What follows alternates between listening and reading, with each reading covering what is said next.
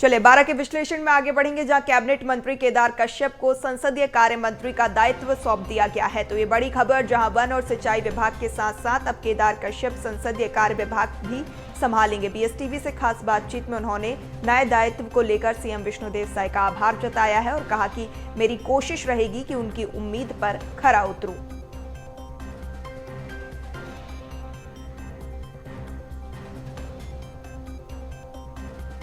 Cabinet मंत्री केदार कश्यप को संसदीय कार्य मंत्री का दायित्व सौंप दिया गया है, जहां वन और सिंचाई विभाग के साथ साथ अब केदार कश्यप संसदीय कार्य विभाग की कमान भी संभालते हुए नजर आएंगे।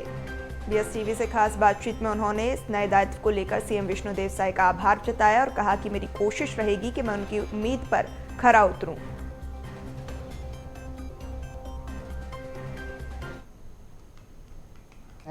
सर, एक नया दायित्व आपको मिला है, पहले भी बहुत सारे विभाग थे, अब एक और विभाग और एक और दायित्व आपको मिला है, कैसे देखते हैं इसको?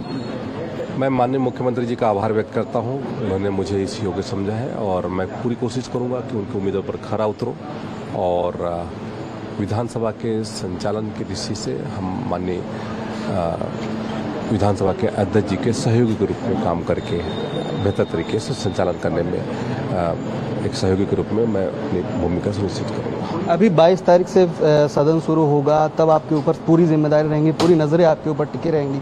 विपक्ष को क्या सलाह देंगे? विपक्ष के सहयोग से ही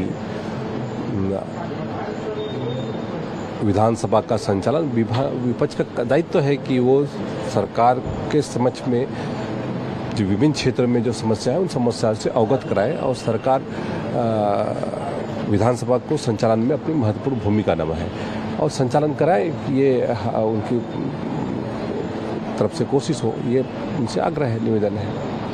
ये मंत्री केदार कश्यप थे और लगातार जो इनको एक दायित्व मिला है, एक बड़ा संसदीय कार्य का विभाग मिला है।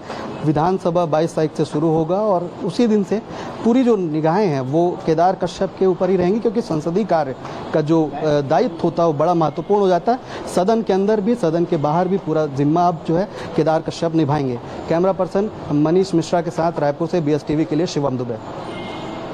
चलिए, ज्यादा जानकारी के साथ सहयोगी शिवम हमारे साथ लगातार बने हुए, उनसे बातचीत कर लेते हैं।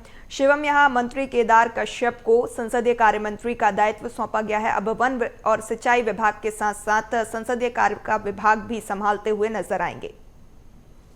जी बिल्कुल, देखिए केदार कश्यप को एक बड़ी जिम्मेदारी सौंपी गई है। 22 तारीख से मानसून सत्र की जो है शुरुआत होगी। 22 से 26 जुलाई तक ये जो विधानसभा का सत्र है वो लगेगा।